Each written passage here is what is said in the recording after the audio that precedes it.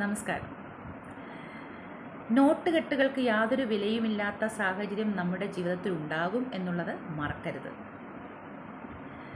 ഒരു ഹാസ്യ നടിയായിരുന്ന കൽപ്പന മരിക്കുമ്പോൾ വെറും 55 വയസ്സായിരുന്നു പ്രായം. സൗന്ദര്യമുണ്ടായിരുന്നു, പണമുണ്ടായിരുന്നു, കുടുംബമുണ്ടായിരുന്നു, ആരാധകരുണ്ടായിരുന്നു. പക്ഷെ മരിക്കുന്ന സമയത്ത് ഒരു തുള്ളി വെള്ളം കൊടുക്കാനോ അടുത്തു നിന്ന് ആശ്വാസവാക്കുകൾ പറയാനോ പോലും മകളോ മറ്റു കുടുംബത്തിലാരുമോ ഉണ്ടായിരുന്നില്ല. ആരെയും കണ്ട് മരിക്കാൻ അവർക്ക് സാധിച്ചില്ല. നാടൻ പാട്ടിനെ ജനകീയമാക്കി മാറ്റിയ ശ്രീ കലാഭവൻ മണി മരിക്കുമ്പോൾ 44 വയസ്സായിരുന്നു പ്രായം. 100 കോടിയിലധികം ആസ്തിയുണ്ടായിരുന്നു.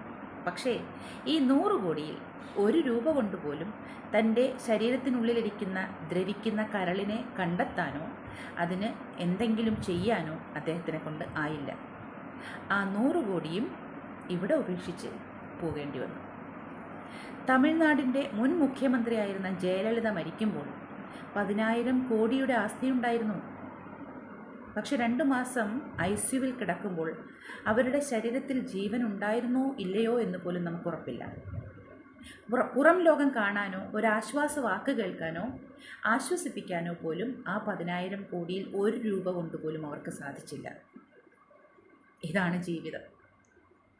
മരണമെന്ന് പറയുന്നത് ഒരു വില്ലനാണ്.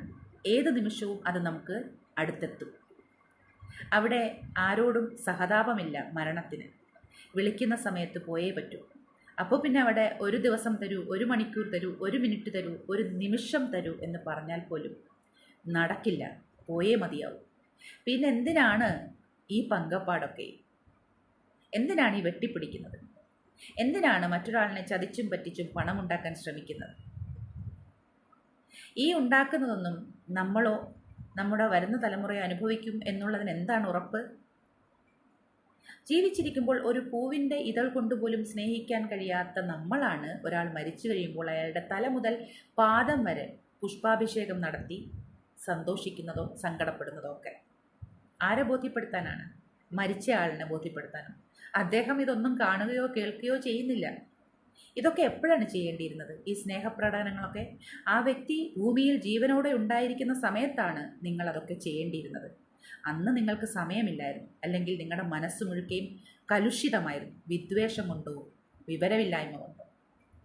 പണമുണ്ടാക്കാൻ ധാരാളം മാർഗങ്ങളുണ്ട്. പക്ഷേ കർമ്മഫലം എന്ന് പറയുന്നത് ഒരു ബൂമറാങ് പോലെയാണ്. ചെയ്യുന്നത് എന്താണോ അത് തിരിച്ച് നിങ്ങളിലേക്ക് എത്തും.